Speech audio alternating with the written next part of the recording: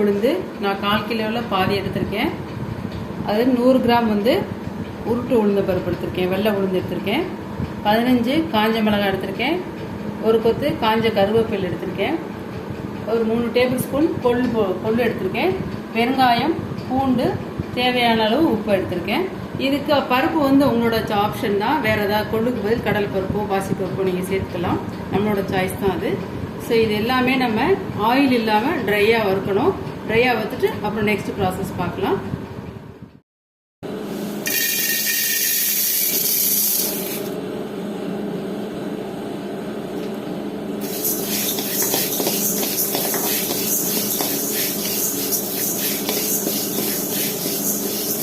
கொஞ்சம் colour change ஆகிற வரைக்கும் நல்லா வறுக்கணும். கொஞ்சம் அப்பப்போ கிளறி விட்டுட்டே இருக்கணும், இல்லைன்னா கருகி போயிடும். கொஞ்சம் பக்கத்தில் இருந்து பொறுமையாக கொஞ்சம் வறுத்துட்டே இருக்கணும். கொஞ்சம் விட்டுட்டு வறுத்தா சூடு ஏறும்.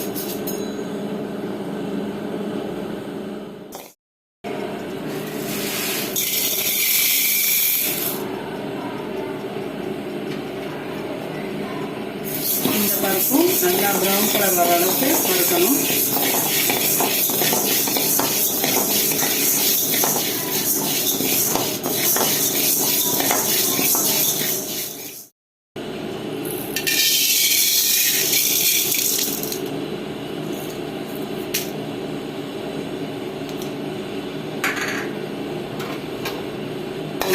கொள்ளு வறுக்கணும். 3 பருப்பும் தனித்தனியாக தான் வறுக்கணும். ஒன்றா வறுத்தோம்னா ஒன்று சீக்கிரம் வறுக்கட்டும், ஒரு பருப்பு லேட் ஆகும். ஸோ தனித்தனியாக தான் வறுக்கணும்.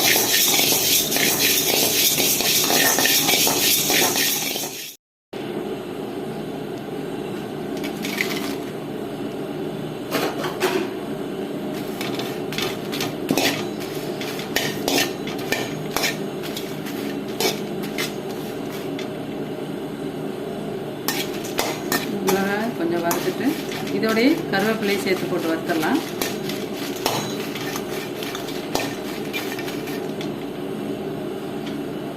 கருவேப்பிலை போடுறேன்.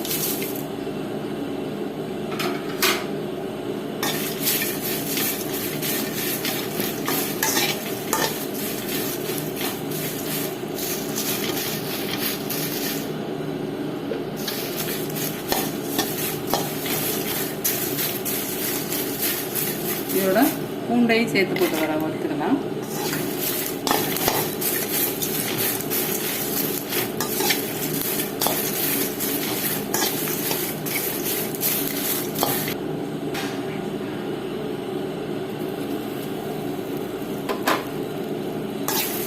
பெருங்காயத்தையும் போட்டேன்.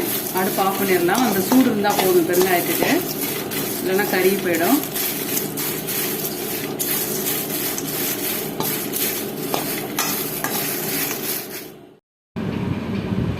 எல்லாமே வறுத்தாச்சு ஃப்ரெண்ட்ஸ். இது வந்து தோல் உளுந்து வறுத்தாச்சு, முழு வெள்ளை உளுந்து அது வறுத்தாச்சு, கொண்டு இது எல்லாமே சேர்த்து வறுத்தாச்சு. காஞ்ச மிளகாய், கருவேப்பிலை, பூண்டு, பெருங்காயம் எல்லாம் வறுத்தாச்சு. உப்பு மிக்சியில் போடும்போது உப்பு சேர்த்து போட்டுக்கலாம். இப்போ எல்லாத்தையும் ஒன்றா ஆட் பண்ணிவிட்டு மிக்சியில் போட்டு பவுடர் ஆக்கிக்கலாம்.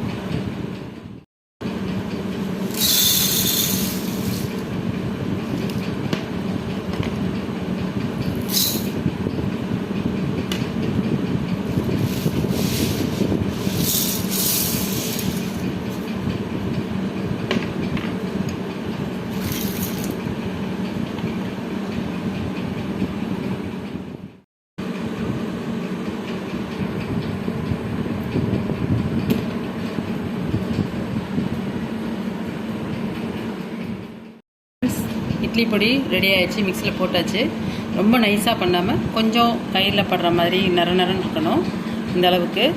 நீங்கள் வந்து பருப்பு வந்து உங்களோட ஆப்ஷன் தான். நான் ஏன் தோல் உளுந்து போட்டேன்னா அதில் சத்து ஜாஸ்தி, அதனால தான் போட்டிருக்கேன். குழந்தைங்கள்லாம் இந்த மாதிரி தோல் பருப்புலாம் தனியாகலாம் கொடுத்தா எது செஞ்சு கொடுத்தா சாப்பிட மாட்டாங்க.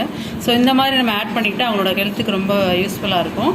அப்புறம் கொள்ளு சேர்க்குறது ரொம்ப நல்லது. கொள்ளு இந்த மாதிரி 2 டீஸ்பூன் எந்த பருப்பு பொடியாக இருந்தாலும், இட்லி பொடி அந்த மாதிரி சாதத்துக்கு போடுற எந்த பருப்பு பொடியாக இருந்தாலும் நீங்கள் 2 ஸ்பூன் கொள்ளு சேர்த்துக்கிட்டிங்கன்னா அதுவும் ரொம்ப ஹெல்த்தியானது தான்.